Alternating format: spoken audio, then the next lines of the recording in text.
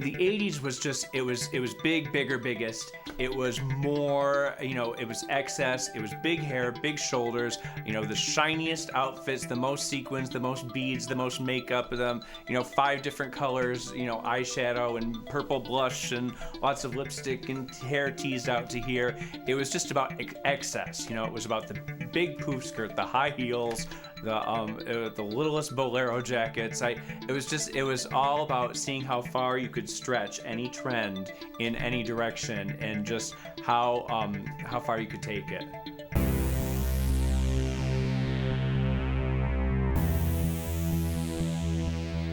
'80s survivor. James St. James, '80s celebutante turned serious author.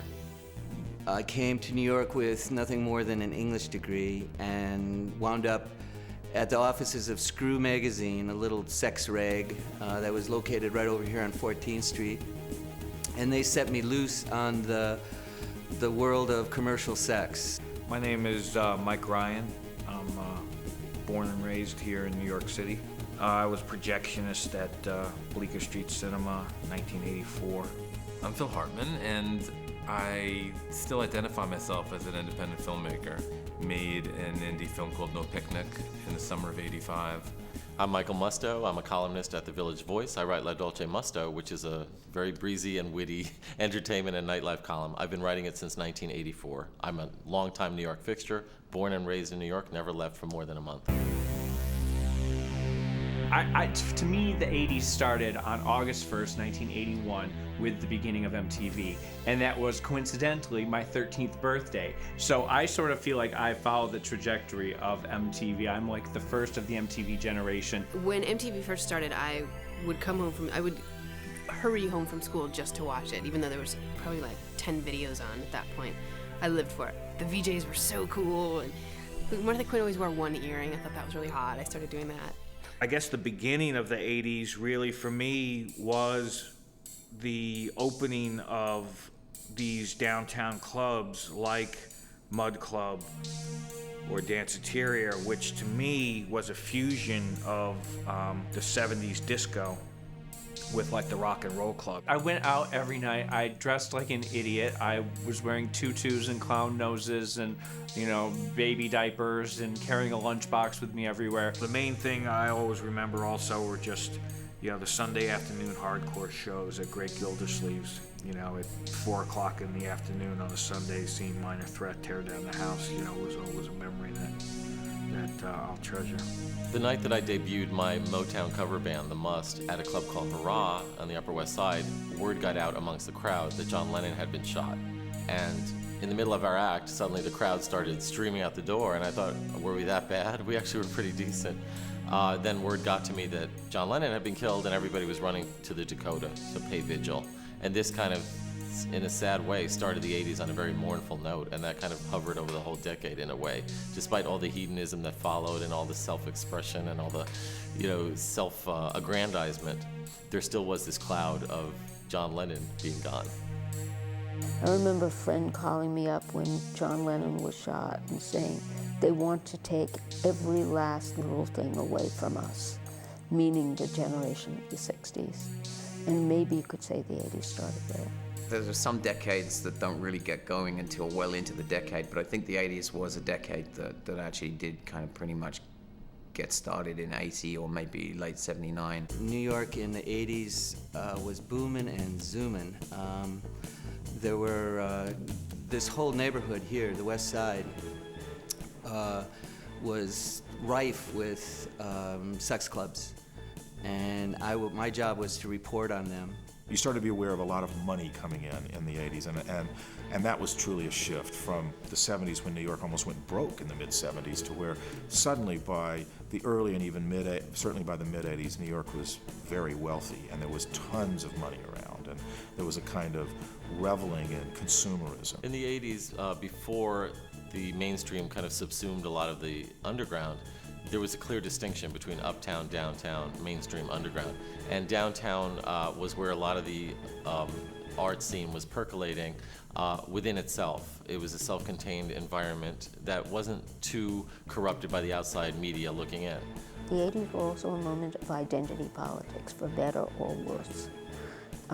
when people decided they wanted to see their own particular subculture or their own particular ethnicity or race on the screen very badly. And that's what was the energy of the beginning of that part of the indie movement. Not that it began in the 80s, but...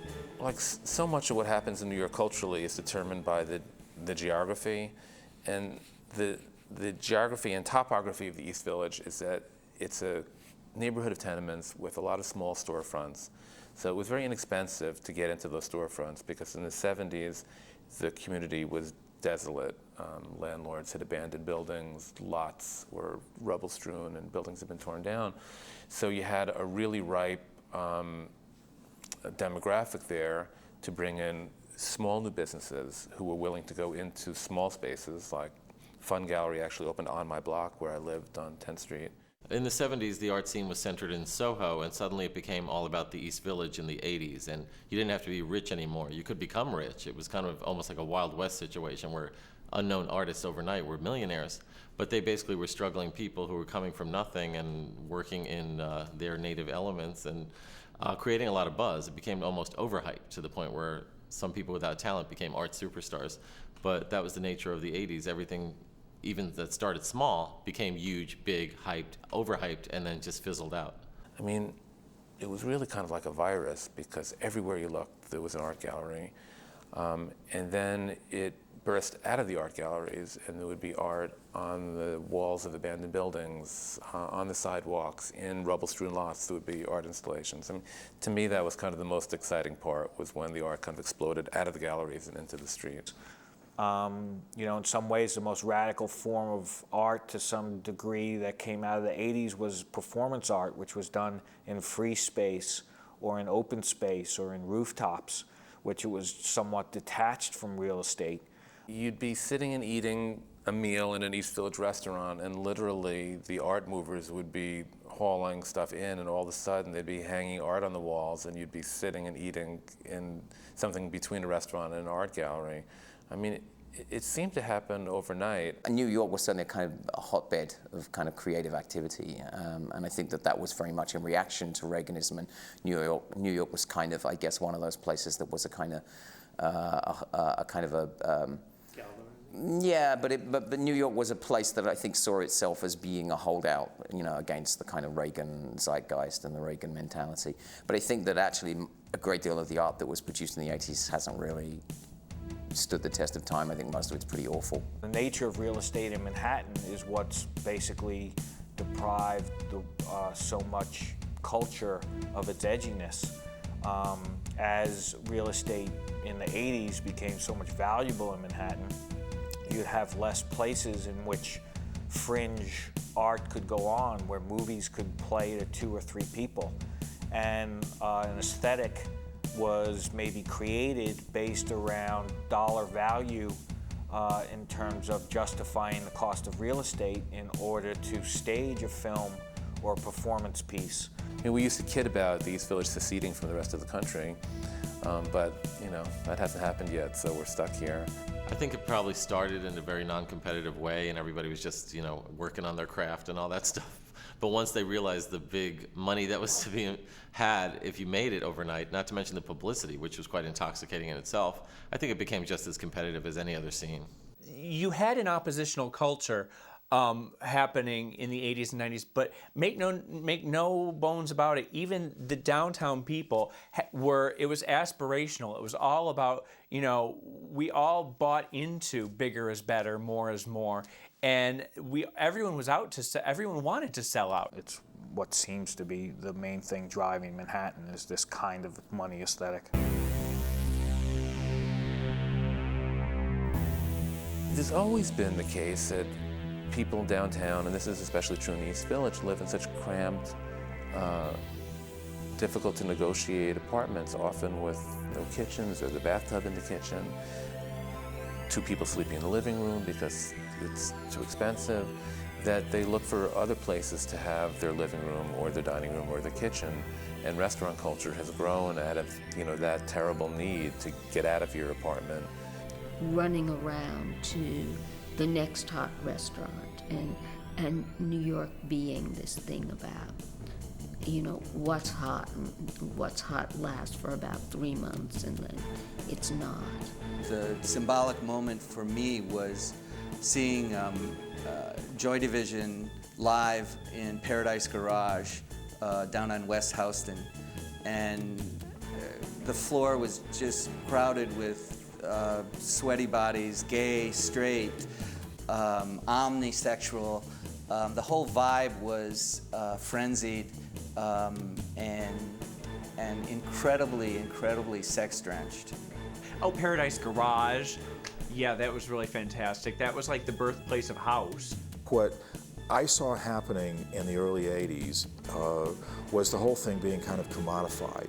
And up until the 80s, I didn't have to share space with people who were only in a club to, you know, do coke or to dance. Or the clubs started to become a business for people, and people started to hang out for a living, which now they hang out and become professional hangers out and professional party goers and party givers. That was not happening at all when we first started doing that, and it was a much more innocent,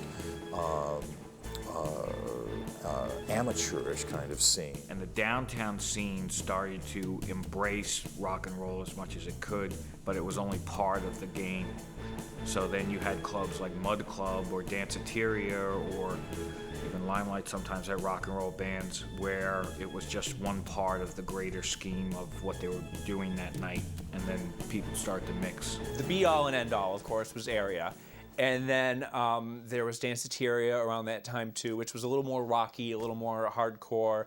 There was Pyramid, which was sort of a wacky drag scene that was like a sort of a hag drag. That was the first time I'd ever seen that, and that was pretty fascinating. There were things like Private Eyes. There were clubs like MK that came afterwards. There was Nell's. There was 1018, which later turned into Roxy. There was 4D, which lasted about 10 minutes. I mean, the difference between the opening of Palladium, which was off the top of my head, maybe 1984, versus what the Mud Club was. The Mud Club was a much more genuine place where artists and writers and musicians and hangers-on and, you know, drug addicts and whoever else, party people. But it was a fresh, genuine, innocent kind of mix to an extent. I mean, there was also a kind of poseur nature to that too, as I guess in every scene there is. But for me, the height of the 80s were, first of all, the huge nightclubs like Area, which was a gigantic space done by people from an art background who changed the theme of the place every single month, and they did it really artfully. It wasn't just a tacky, like, let's have, you know, a Weekend in Havana night or something. They really had well thought out museum-level installations, and they attracted an incredible social whirl of downtown celebrities, real, you know, movie stars, yuppies who of course pounced on the scene, and it was an interesting mix of gay, straight, white, black, everything, all with this kind of Fellini-esque backdrop to play in and to kind of create your own characterization within. The Limbo Lounge, which was a really fun place, that was on like Avenue B, I think, and to go to Avenue B, my lord, you were terrified. You know, I mean, it's all Starbucks now, but you really had to take a tank to the back then to get there. And you were always watching your back. Oh, Save the Robots. Well, you can't forget Save the Robots. Some of the best times of my life were at Save the Robots. What really twisted my head about the sex clubs I was going to was the low-rent decadence of them. There was a club over here, I think on 13th Street, which was called The Toilet, and right above it was a club called The Asshole. So the asshole's right above the toilet.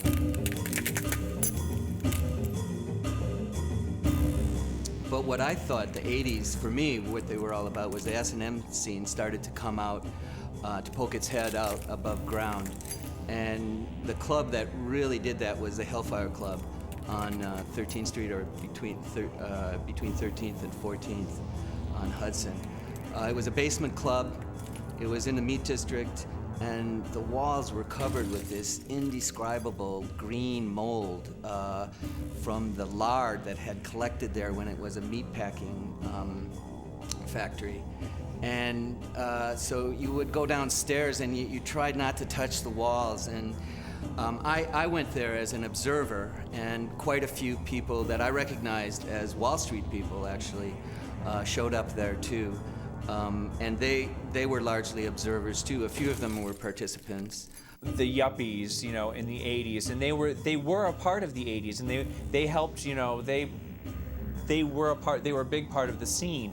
The fact that they would walk around with their hands in their pockets, jingling their vast amounts of change, and there was something horribly testicular about that move, accenting their, you know, their pocket pool capabilities. The 80s were the last time when, you know, you could walk into a bar and, you know, somebody standing there in a suit, you know, looked like a jerk to you and you didn't have to deal with them.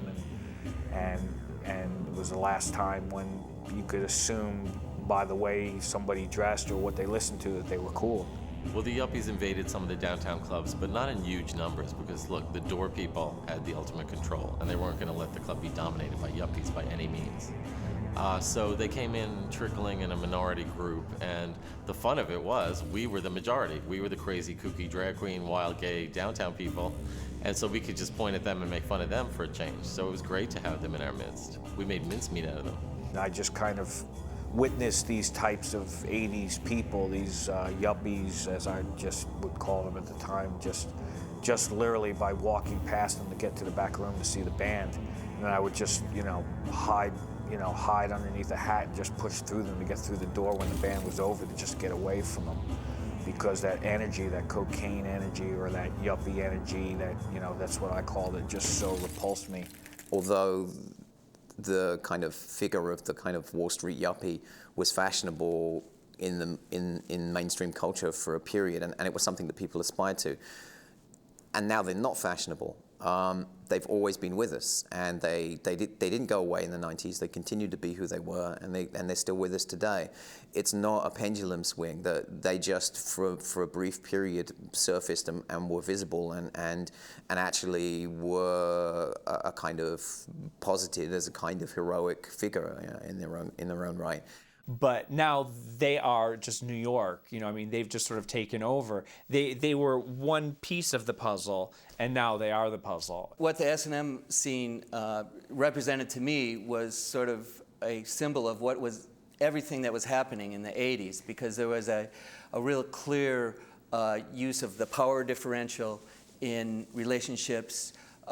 There was a very dominant form of fronting, of presenting oneself in a role, which happened in Wall Street all the time. You tried to put yourself across as this powerful person in order to intimidate your competition, and that was straight out of the Hellfire Club. People adopted these roles, and what I identified in the culture as a whole as sort of this really Darwinian, the long knives were out, all that stuff had its mirror image in the S&M clubs of the West Side.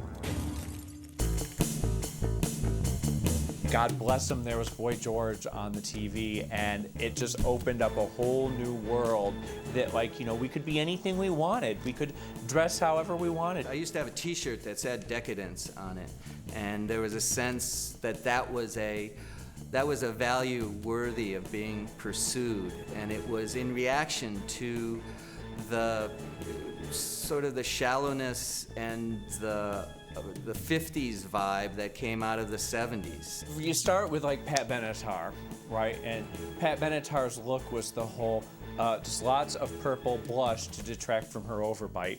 God, I mean, let me describe to you the average outfit I would be wearing, which would be like a vintage, not vintage because that makes it sound fancy, a thrift store dress with Doc Martens and a crew cut.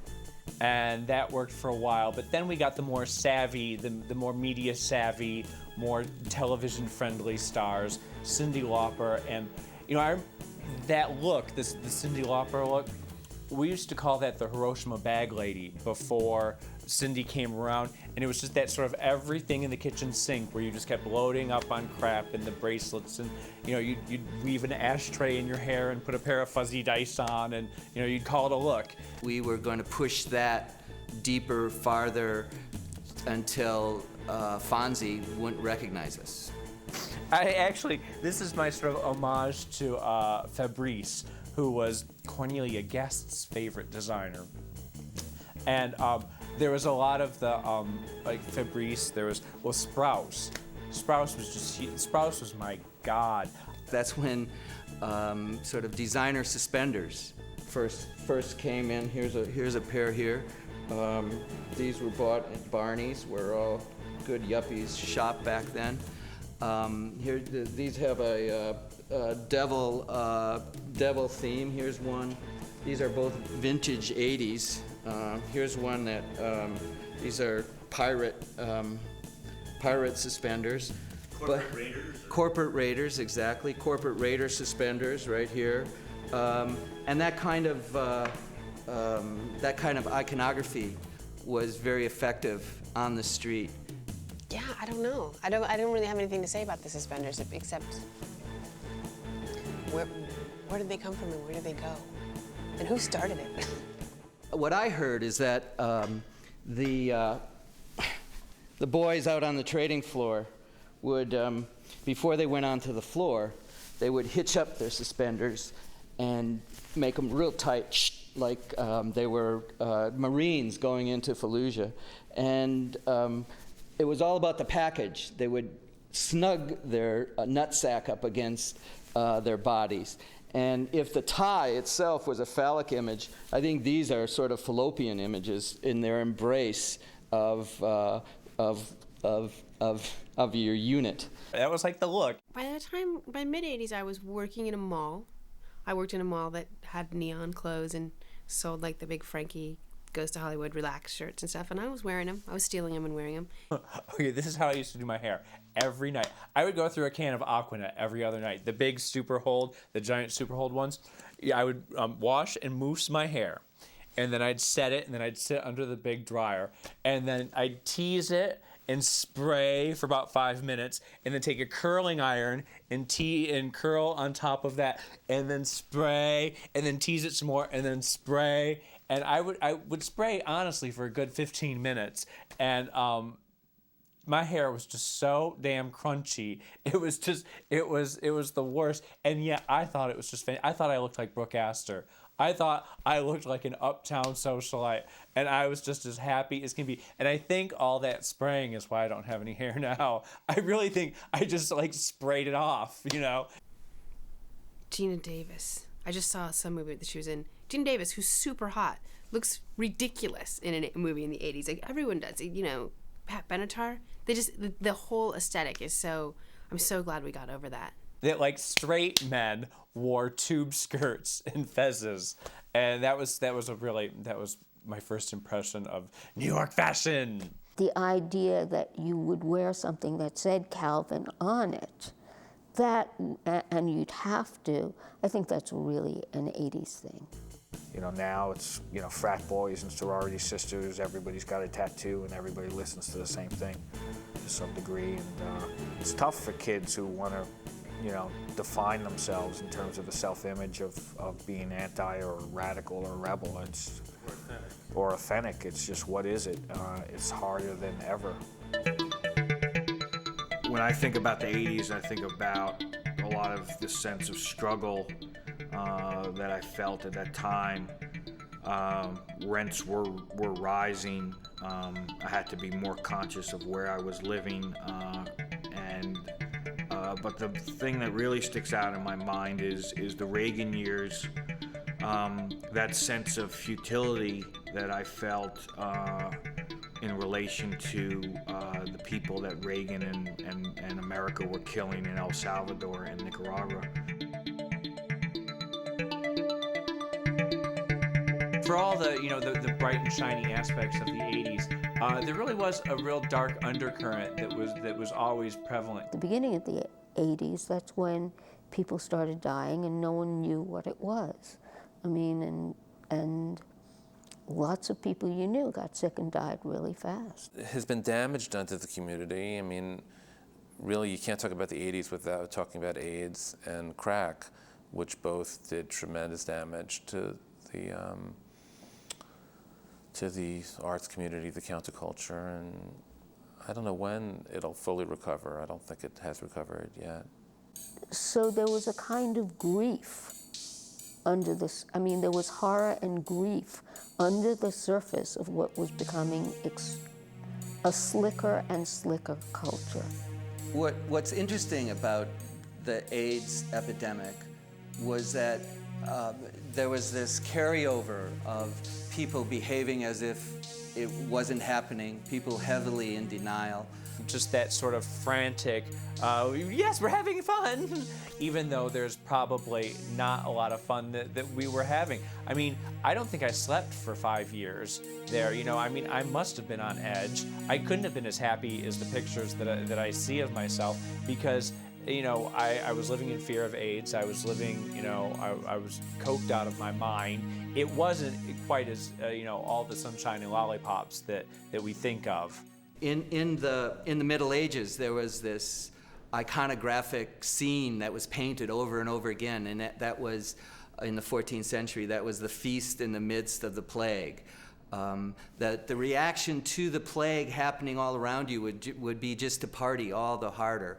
And I remember that clearly happening and clearly killing a lot of people because they weren't aware of the new realities. A lot of people were on drugs in the 80s and didn't know what we know now about, you know, it's one day at a time, you gotta get over it, it's a disease, yada da. They knew it, but they didn't want to deal with it. Nancy Reagan and the Just Say No. What was that? I would just say no. Like these crack addicts are really going to listen to this rich old white woman who says, just say no.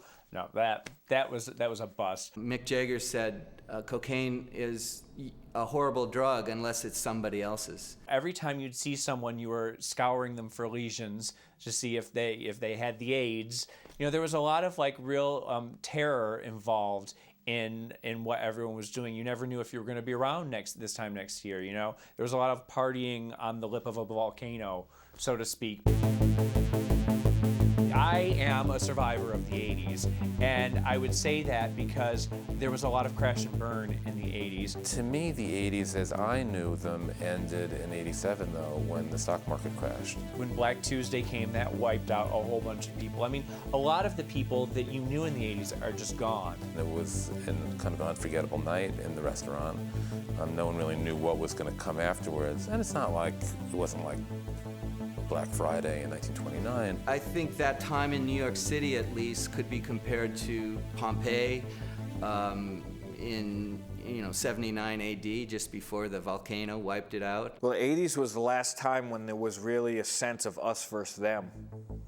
I mean, it's like, and then, you know, after Nevermind and after the Nirvana album, after Sex, Lies, and Videotape, the lines between what was hip and what, you know, and what wasn't completely blurred. The media got hip to being able to incorporate all forms of what was once underground or avant-garde or extreme. Madonna's Material Girl song really summed up the 80s. It's all about using people and, you know, working them around your little finger to get what you want.